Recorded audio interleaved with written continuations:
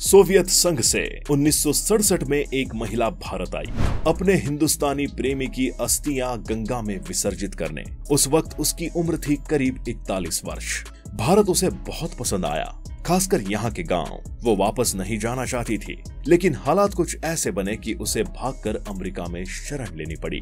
उसकी वजह से ऐसा कूटनीतिक भूचाल आया था कि कुछ समय के लिए भारत और सोवियत संघ के रिश्तों में खटास आ गई, जो तब गहरे दोस्त हुआ करते थे। आइए जानते हैं इस बारे में आज के वीडियो में। तो welcome back to the knowledge of history channel. This channel and all scripts are owned by Hitesh Giri Gosai. Soviet संघ के तानाशाह स्टालिन को क्रूरता के मामले में हिटलर के बराबर रखा जाता है। उसकी शख्सियत को बयां करने के लिए ये कंपैरिजन बिल्कुल दुरुस्त है।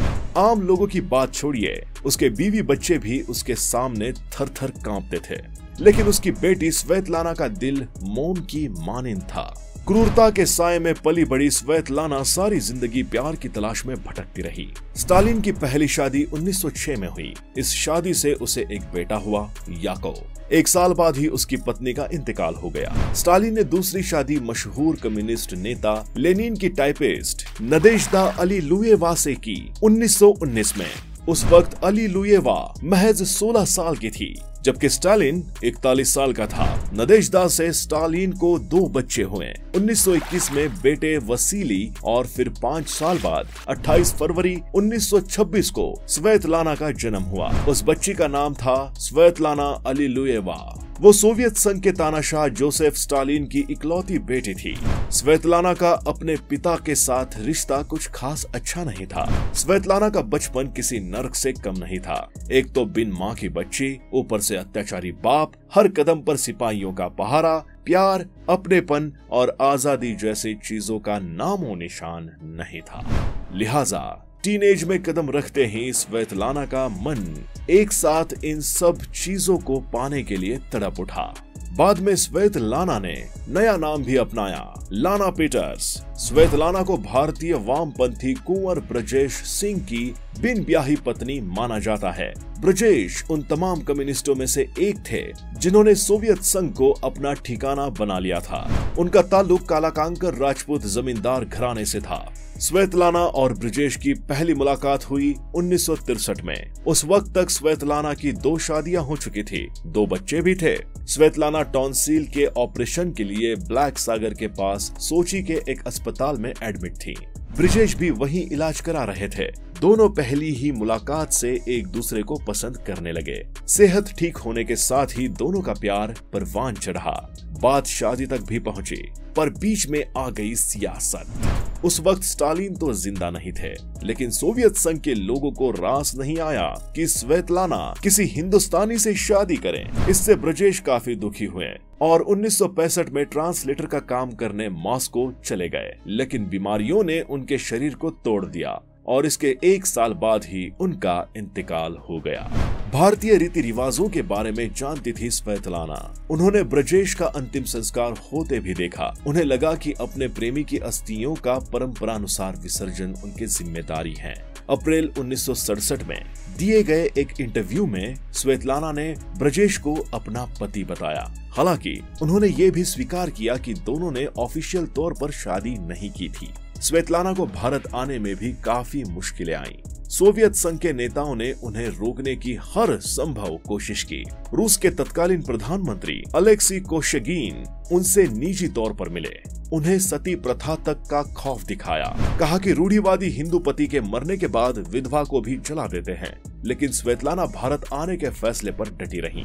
उन्हें वीजा मिलने में तो कोई दिक्कत ही नहीं होने वाली थी। अगर दूसरी तमाम वजहों को छोड़ भी दें, तो उस वक्त ब्रजेश के भतीजे दिनेश सिंह सियासी जगत में बड़ी हस्ती थे। केंद्रीय मंत्री होने के साथ साथ वो तत्कालीन प्रधानमंत्री इंदिरा गांधी के खासम खास भी थे। स्वेतलाना उत्तर प्रदेश में अपने पति के गांव आई, उनकी अस्थियों का विसर्जन किया और फिर दिल्ली चली गई। उन्हें ग्रामीण भारत बहुत पसंद आया। ग्रामीण पहनावे और रीति रिवाजों की तो मुरीद हो गई। एक इंटरव्यू में उन्होंने कहा, भारत के गांव बिल्कुल जन्नत जैसे हैं। उस वक्त देश में पहली बार जवाहरलाल नेहरू और लाल बहादुर शास्त्री के बिना लोकसभा चुनाव हो रहे थे।